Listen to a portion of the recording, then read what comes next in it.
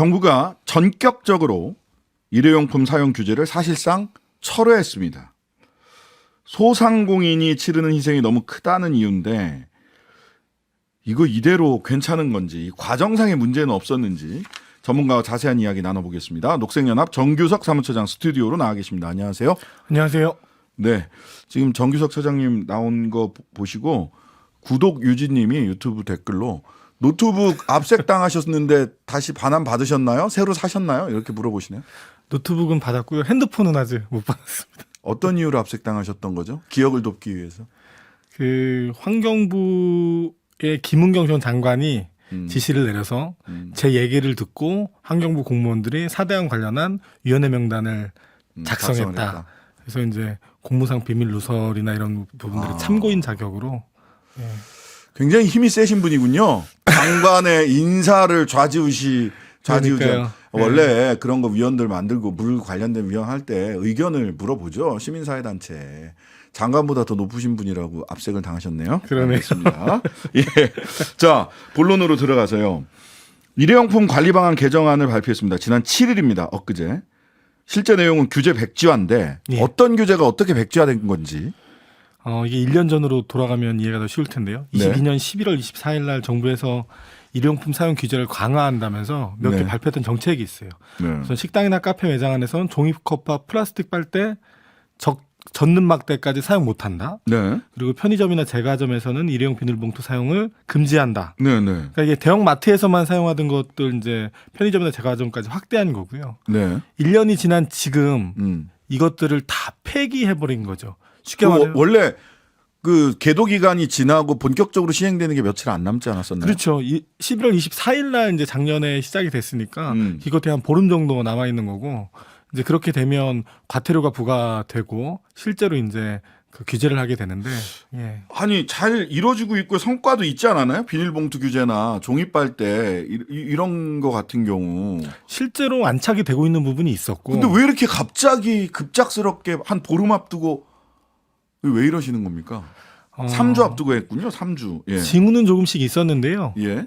지금 이번 정부가 들어서면서부터 인수위 시절부터 이 일회용품 규제에 관해서 좀 후퇴해야 되는 것 아니냐, 완화해야 되는 것 아니냐 이런 시그널을 계속 줬고 결과적으로 용산의 뜻 아닌가 싶습니다. 용산의 뜻. 근데 환경부에서는 소상공인 부담이 너무 크다. 그다음에 전 정권이 현장 여건을 철저히 살피지 못한 채 조급하게 도입한 측면이 있다. 이렇게 얘기하고 있어요.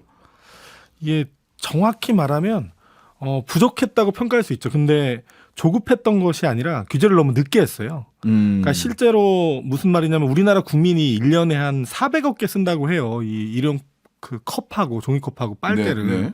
그럼 굉장히 많은 숫자인데요. 이게 왜 이렇게 많이 늘어났냐 살펴보면 2008년 이명박 정부 때 이걸 완화했어요. 종이컵을 사용할 수 있게끔 해준 거죠.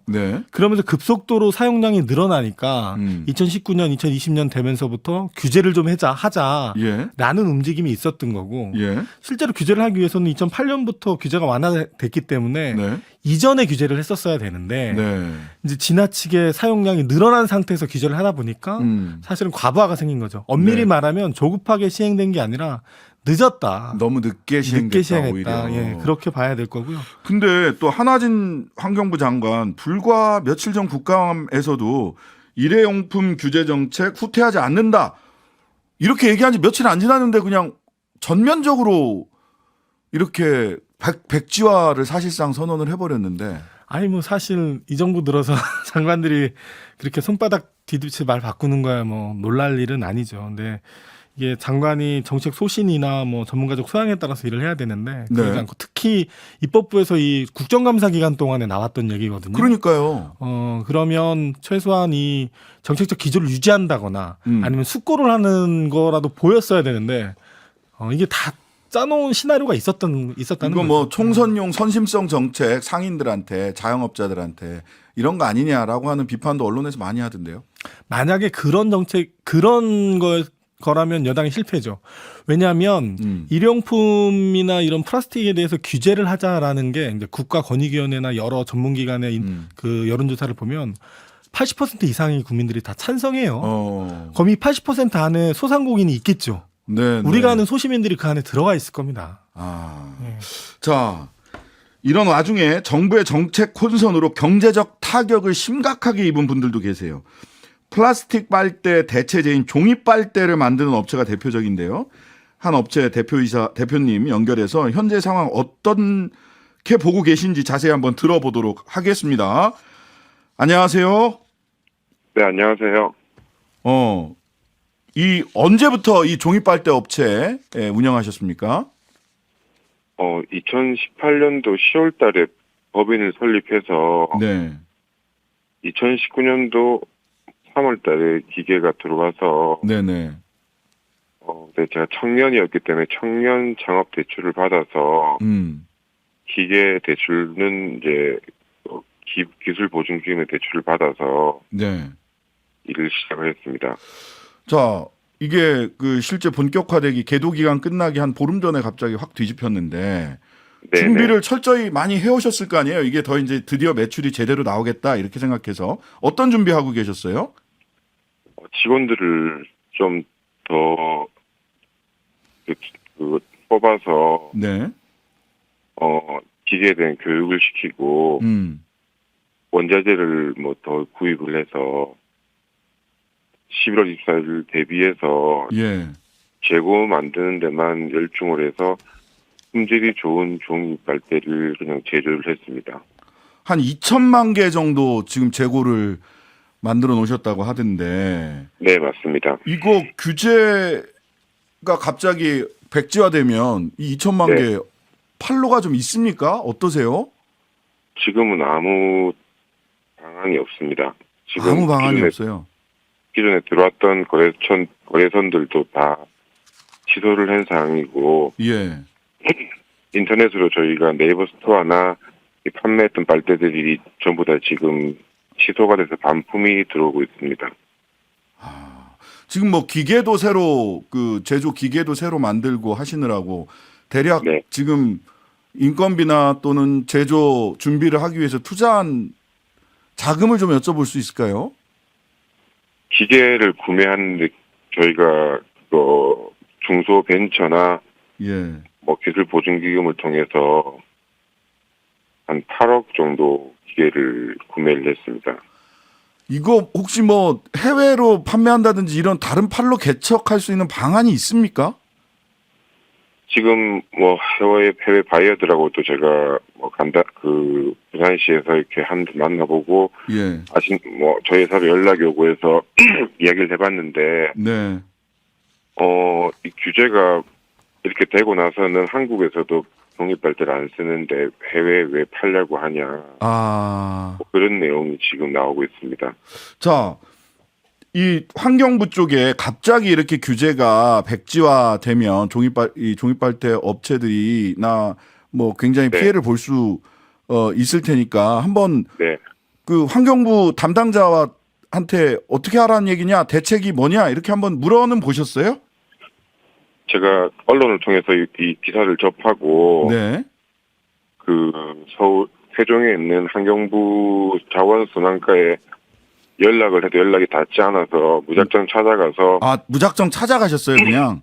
네네네. 아이고, 얼마나 답답했으면. 네. 네. 그래서 좀 만나달라니까 처음에는 약속을 안 했기 때문에 만날 수가 없다는데 전화를 안 받아서 예. 그냥 찾아왔다니까 만나 주시던데 예. 환경부에서 그때 하는 이야기는 제조회사의 생각을 못해서 미안하다. 못했다? 아예? 네네네. 아예 못해서 미안하다고 지금 어떻게 저희가 도와줄 수 있는 방안은 아직까지는 없다. 미안하다 말만 하시더라고요. 아이고. 자, 대체제 준비하던 업체들이 피해 엄청나게 지금 입고 있으실 것 같은데 이럴 때 정부는 어떤 좀 조치를 해야 된다고 보세요? 정부에서 일방적으로 규제를 무기한 유예시켰기 때문에 네. 저희 같은 공장에서 가지고 있는 재고라든지 예. 이 기계 그다음에 원자재 예. 이 정도만 해도 정부에서 보상을 해줘야 되지 않나. 네. 당장 이제 공장 월세도 지금 밀려 있는 상황이고, 공장 그 집주인분도 앞으로 11월 규제가 풀리면 매출이 올 거기 때문에 지금까지는 그 임대료에 대해서 크게 저한테 타치를 안 했던 부분인데 지금 당장 이제 공장을 나가라고 하면은 전기를 끊어버린다더라고요. 알겠습니다. 그러면 저는 이 기계를 들고 어디 갈 데가 없습니다. 아이고. 오늘 말씀은 여기까지 듣겠습니다. 감사합니다. 네, 감사합니다. 예, 본인이 그 업체명이나 본인 성함을 밝히기를 어려워하셔가지고 그냥 종이빨대 회사 대표님이다 이렇게까지만 전달해 드립니다. 신분은 분명하신 분이고요. 말씀 들어봤는데요. 아니 미안하다. 생산업체들은 생각 못 해봤다. 이게 담당자가 할 수 있는 말인가요? 아니 물론 못할 수도 있죠. 근데 다만 정책이라는 거는 그러면 놓친 게 있으면 끼워 맞출 수 있는 여지가 있어야 되잖아요. 그렇죠. 근데 그런 것들이 전혀 없이 날림으로 지금 규제를 완화해 버렸다는 일종의 방증인 거고. 그 문제는 이 정책적인 게 일종의 시장에 주는 신호란 말이죠. 네네. 그러면 야 이게 일용품을 이제부터 규제할 거야라는 신호를 줬으면 그렇게 가는 거고. 그렇죠. 일관성이 있고 예측 가능성이 있어야 될 거 아니에요. 규제를 안 하겠다라면 또 시장 그렇게 따라 움직이는 건데 이런 왔다 갔다 하는 신호를 주면 실제로 피해를 보는 건 국민들 몫인 거고 그리고 안 좋은 시그널을 계속 줄 거예요. 예를 들어서 기업들이 원하는 환경 규제나 이런 것들에 대해서 민원을 넣거나 그리고 정부에게 로비를 하게 되면 이거 먹히겠구나. 이게 완화될 수 있겠구나. 라는 시그널을 계속 주고 있는 거예요. 자, 그런데 한화진 환경부 장관은 이렇게 했음에도 불구하고 종이컵 마음껏 쓰세요. 자, 플라스틱 빨대 계속 쓰세요. 비닐봉투 마트뿐만 아니라 그 편의점이나 작은 데서도 계속 쓰세요. 분명히 이거잖아요. 제도 기간 끝나고 실제로 이제 과태료나 규제 들어가는 게 11월 24일이었는데 그 백지화됐으니까 연기됐으니까. 근데 규제 철회가 아니다 이렇게 얘기를 하세요. 규제는 유지하면서 과태료 부과나 강제적 행정이 아닌 홍보 계도를 통해서 하겠다. 홍보 계도를 통해서 규제가 가능합니까? 이게 우리나라 그 환경 정책 중에 자원순환 관련해서는 이 자발적 협약이라는 걸 계속 해왔어요. 그러니까 실제로는 그 업계들의 어떤 이해관계도 굉장히 복잡하고 그리고 상인들과 이해관계도 복잡하기 때문에 자발적 협약이라는 걸 끌어서 그러면 여기서 말하는 정말 한화진 장관이 얘기하는 것처럼 자율 뭐 이런 협력 이런 걸 통해서 하려고 했는데 이게 수십 년 동안 실패해 온 겁니다. 실패해 온 거고 규제는 사전적 의미로 기준을 갖다 들이내는 거 아니에요? 그러면 행정을 응당해야 될 정책적 선도를 포기하겠다는 거죠. 규제를 완화해 버린다는 건. 그러니까 이거는 있을 수 없는 말인 거고 실제로 현장에 보면 지금 이 사건뿐만 아니라 이 건뿐만 아니라 다른 건 때문에 여러 가지 혼란이 야기될 수 있는 여지가 굉장히 큽니다. 예를 들면 토양환경 관련해서도 토양환경 그 건설사들의 민원 때문에 토양환경 보전법상의 그 기준치를 완화하려는 움직임도 있고 토양환경은 한번 오염되면 이건 복구가 거의 물이나 대기질보다도 훨씬 심하거든요. 그러니까 아파트나 이런 거 질 때 건설 비용이 그러니까 비용 정화 비용 때문에 돈이 많이 들어가니까 거기에 대한 민원들도 굉장히 많거든요. 그래서 그런 것까지 지금 손을 대려고 하고 있어요. 환경부에서. 이게 사람들이 그 일반적으로 물이나 대기는 금방 눈에 보이니까 그나마 맞습니다. 근데 토양 환경은 눈에 잘 보이지도 않는 데다가요. 그러다 보니까 토양 환경이 한번 오염되면 워낙 복구가 어렵다는 걸 알기 때문에 토양 환경 관련된 이 법이 굉장히 강합니다. 맞습니다. 딴 것에 비해서 배상 책임도 굉장히 복구 책임도 굉장히 넓게 인정을 하고 그것까지 다 그냥 무너지는 거예요, 지금? 그러니까 지금 흐름이 이렇다는 거죠. 그러니까 굉장히 심각한 문제인 거고요. 기본적으로 그 플라스틱 문제나 이런 문제를 해결하기 위해서는 정부 안에서 목표치가 있어야 될 거 아니에요. 실제로 지금 시장에서 사용되고 있는 뭐 종이컵이나 플라스틱 빨대가 이 정도고 연간 소비되고 있는 게 이걸 어느 정도 줄이겠다라는 목표치에 따라서 가능한 정책 수단을 강구해야 되는데 목표가 있어야 달리기를 하지. 그게 국가 아니에요. 그게 정부고. 그걸 지금 포기해버린 거죠. 목표치 없이 이게 저는 이해가 안 가요. 과태료 부과나 강제적 행정은 아닌데 규제 철회는 아니다. 이 말이 홍보와 계도 말고는 방안이 없는 상황이라는 거네요. 결과적으로. 아니 행정이 왜 필요해요? 국가가 왜 필요해요? 그런 것들을 계도하는 걸 넘어서서 심각하면 규제를 하고 그다음에 뭐 그게 재정적인 수단이든 뭐든 수단을 써서 감축할 노력을 해야 되는데 그런 것들 다 포기해버린 상태. 예.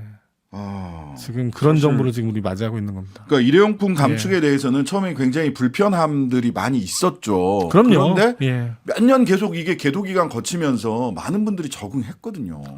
아니 하다못해 우리 텀블러 많이 들고 다니잖아요. 예, 저도 텀블러 씁니다. 텀블러 항상 들고 다니는 텀블러거든요. 근데 이제 그런 거 안 하게끔 시장에서 하겠다는 거죠. 이거 이래도 되는 건지 정말 모르겠습니다. 이 빨대업체 사장님 많은 분들이 걱정하십니다. 혹시 이 안 좋은 생각하지 마시라. 그래도 한번 기운을 내고 같이 방법을 찾아보자라는 말씀 많이 하시니까요. 빨대업체 사장님 기운 내시기 바랍니다. 오늘 말씀 여기까지 듣겠습니다. 정규석 녹색연합 사무처장과 함께했습니다. 감사합니다. 고맙습니다. 하루 종일 기다려지는 진짜 시사. 평일 저녁 6시 5분 신장식의 뉴스 하이킥.